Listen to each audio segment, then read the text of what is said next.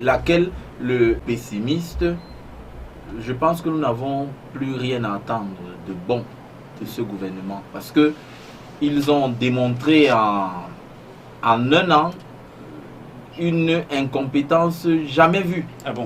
C'est-à-dire que ça ne doit pas vous surprendre, nous le vivons tous les jours. Est-ce que vous vous rendez compte que c'est sous ce septennat qu'il y a eu la Sonara? Il semble-t-il que nous l'avons oublié. Que c'est vrai, c'est sur le plan purement économique, bon, ça fait partie, parce qu'il a dit dans son discours du 31 décembre 2018, nous continuerons à doter notre pays d'infrastructures d'énergie, à la fois pour répondre aux besoins de notre agro-industrie et de nos différents secteurs industriels, ainsi que pour satisfaire les demandes de nos populations. Aux barrages hydroélectriques s'ajouteront aussi les centrales solaires destinées à l'électrification des zones rurales. Est-ce que vous pensez que cela a été fait? Non seulement, il n'y a pas que le cas de la Sonara, il y a bien d'autres dysfonctionnements énormes. Il ne s'agit pas simplement de petites choses qui ne fonctionnent pas qu'on peut régler pour qu'après ça puisse aller mieux, un peu comme on peut régler un son de micro et au début le grisaille un peu, mais l'appareil est complètement foutu. C'est-à-dire que on essaye de... On ne peut pas mettre un pays en mesure d'urgence tout le temps.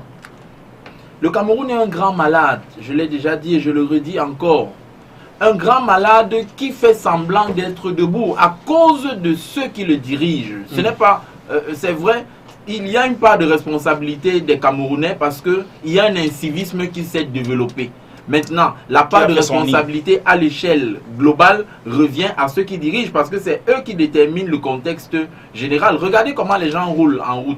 Regardez la façon dont les gens se comportent. C'est aussi la façon dont nous avons été moulés sous ce gouvernement-là. Donc, je veux dire que les mesures qui ont été prises pour accompagner le développement du Cameroun, je me demande si le mot développement a même encore sa place, tel que nous regardons. Quelles sont les perspectives tant que ces gens sont en place? Les perspectives seront obscures pour notre pays. Le dire ne signifie pas être pessimiste ou alors être de ceux-là qui jettent l'huile sur le feu, mais c'est être extrêmement réaliste. Soyons réalistes que de croire encore en quelque chose. Ce que tu n'as pas fait en 36 ans, en 36 ans, en 37 ans, et que même la 37e, la 37e, la 38e année, il n'y a plus de nom. Il y a le service qui nous est tombé sur la tête. C'est la raison pour laquelle, tout à l'heure, dans vos propos liminaires, vous avez semblé dire que c'est...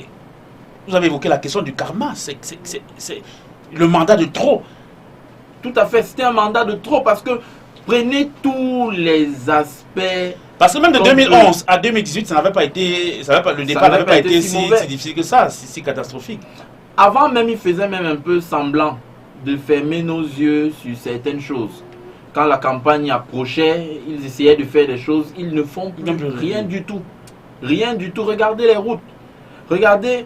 Et quand bien même on réussit à rembler des routes, je parlerai de la route qui va de le carrefour Cité en entrant à la Cité des Palmiers. Quand on réussit même à rembler une route, vous allez voir la poussière. C'est-à-dire ça va créer encore des maladies. Parce que quand vous allez respirer de la poussière, ça vous salit si vous êtes piéton ou si vous êtes sur une moto.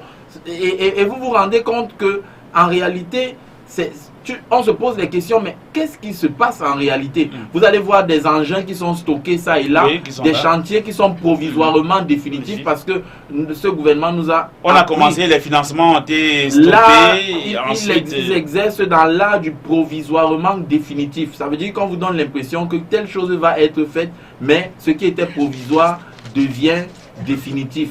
Et malgré tout...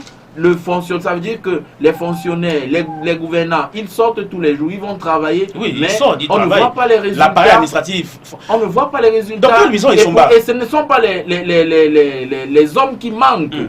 Les hommes qui manquent, mais c'est simplement que ce ne sont pas les bonnes personnes qui occupent les bonnes positions. Tu vas dans un service public, les personnes te reçoivent comme si tu viens les déranger, alors que sans toi, ils n'ont pas de travail.